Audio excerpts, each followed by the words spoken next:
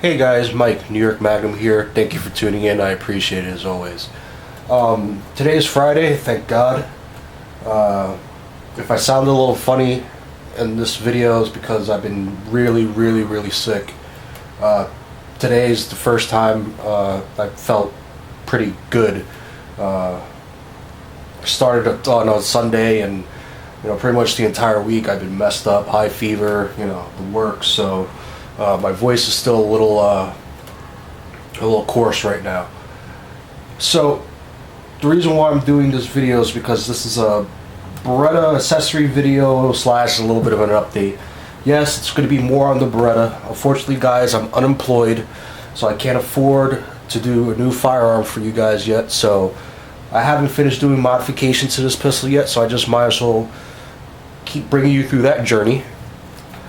This pistol is unloaded, and magazine's right here. Got my outer red set, and today what I'm going to be doing is I'm going to be putting these on.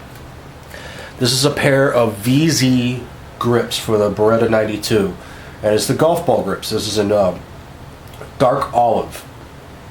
Alright. Now, VZ grips, a lot of you people know, are some of the highest quality G10 grips, probably the highest quality G10 grips you can get on the market right now. See VZ 92 in the back, and I can tell you right now, just by handling these, that it's very high quality, very precision. I'm already happy with the purchase. Like I said, it's the golf ball texture grip, and let me tell you something. It says on the site that this is for tactical glove use, and the grip texture is aggressive. And let me tell you something. This is super aggressive. I like it. I like this aggressive texturing. Like I said, with the current grips on the Beretta, after firing for a while, your hands get a little sweaty, and pistol does move around a little bit. I know a lot of people who have been stippling these plastic grips for a small time fix until they get some G10 grips or put grip tape or whatever they do. Alright, VZ, the only downside of VZ, and I would even really call it a downside. It's a downside if you're in a unique situation where you really can't afford certain things. But the only con I will give it is that it's the price. But you get what you pay for. Alright, these were $75 from the site. Okay, and I'll put the site in the link, and the link in the description box, excuse me. So $75 is a lot for a pair of grips. I know people who pay more for custom grips, from custom grip makers. I know people that pay up to $200 for certain types of grips, exotic grips. I think $75 is reasonable for the type of quality, the way this is constructed. Alright, but if price is a problem for you, what you could do is that you could go to Hogue, and Hogue is a good grip company, and get their G10 series of grip that you'll find on the SIGs and the SIG Scorpions. I believe they're called Piranha grips, to be exact. So $75, they're very high quality. Like I said, this is very aggressive texturing on the grip. Those of you who do take on the task of carrying this gun, or even conceal carrying this gun, which I'll even admit this gun's too big to conceal carry, but I know some of you do a great job of pulling it off. I would not recommend using this grip because it's so aggressive and so abrasive. It's going to chew your skin up. So just keep that in mind. So I'm going to stop the camera here. Alright guys, I got the grips finally onto the pistol. Here are your original Beretta grips. Now, the one thing I can automatically tell you right now, and give you a heads up for those of you looking to get VZ grips for the Beretta, is that VZ grips, and here they are on the Beretta.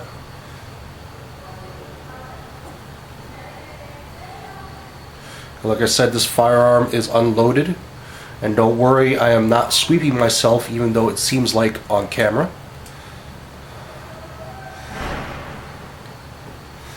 They feel great in the hands.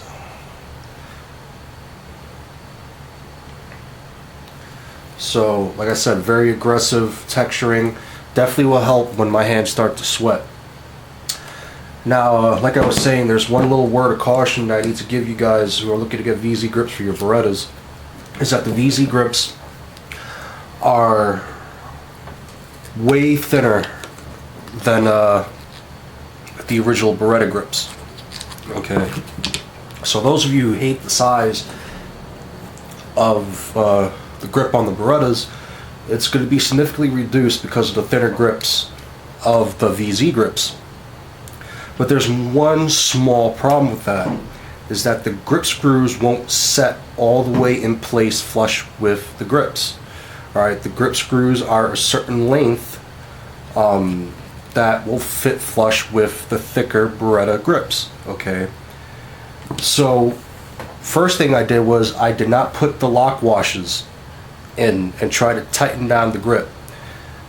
That will be very unsuccessful, as I've just learned, because the lock washes help secure the grip to the frame, and so when I installed them in without them, pretty much there was a little bit of a rattle because they were never securely tightened to the frame. So I put the lock washes back in, and I don't know how well this is going to show up on camera, and I apologize, I'm filming from a new angle this time, but as you can see, I don't know how well it's showing up, but the grip screw is not 100% flush to the grip. It is actually protruding out a little bit on both sides of the firearm, and probably see it better here, right here. Okay, and this side is the one that protrudes a little bit the most. I don't feel it, you know, so it doesn't bother me. But that is something for you guys that have OCD when it comes to shit like that. So if that's something that will bother you, then keep that in mind. Remember, it's a thinner grip. It's not due to the construction of the grip per se in terms of low quality. It's high quality grip. It's just that they are a thinner grip than these plastic ones you get from the factory. So the screws, mostly on the bottom near the magazine well, will be the ones that will be protruding out a little bit. But the gun functions great. It looks great on the firearm. I'm very happy with this purchase. The only two things left I'm going to be doing to this Beretta is, one, I got a stainless steel guide rod. Excuse me, not a stainless steel guide rod. A steel guide rod. It's blued steel guide rod. To replace this plastic guide rod right here. I hate plastic guide rods. So I'm replacing that to steel. And then the last upgrade I'll be doing to my Beretta, and final upgrade I'll be doing to my Beretta, at least for the foreseeable future, is weapon light. I do believe in weapon lights. Alright, I know a lot of you have problem with weapon lights, simply the fact you have to point, you know, in the direction of the intended target, and it might be a friendly, you know, you sweep them with the muzzle, etc., etc. But I do believe in weapon lights, but I also believe you should have a handheld light, and that you should be using that first. The weapon light should be secondary in that respect. Okay, so hopefully I'll get that guide rod in Monday afternoon. Speaking of Monday the 13th, I'm actually starting my arm guard class, and I'll be running until the 20th. And on the 20th, I will have my qualification shoot to qualify with the Beretta and get my arm guard license, and hopefully I could get a job. If I pass, which the reason why I'm saying if, because you never know what happens, but I'm pretty confident that I will pass. I'm thinking about holding a giveaway in celebration of me passing my arm guard class. If I fail my arm guard class, which would be really horrible, and I probably will never post that on YouTube, I'll probably still hold some type of giveaway, but it'll be a little bit less of a giveaway. But I'm not sure what that giveaway is going to be. I don't know if it's going to be gear. I can't send ammo to you guys because I live in New York City. So it might be gear or a gift card, you know, or a knife or something of that nature. So I'll be keeping you guys posted within the next week on how those classes are going. Also, I just wanted to do a little survey with my subscribers. This is what I use to clean and lubricate my Beretta, which is M Pro 7 gun oil and gun cleaner. I've been using this for quite a while. Anytime I went down to Pennsylvania growing up to shoot with my brother, this is what we used to clean the firearms.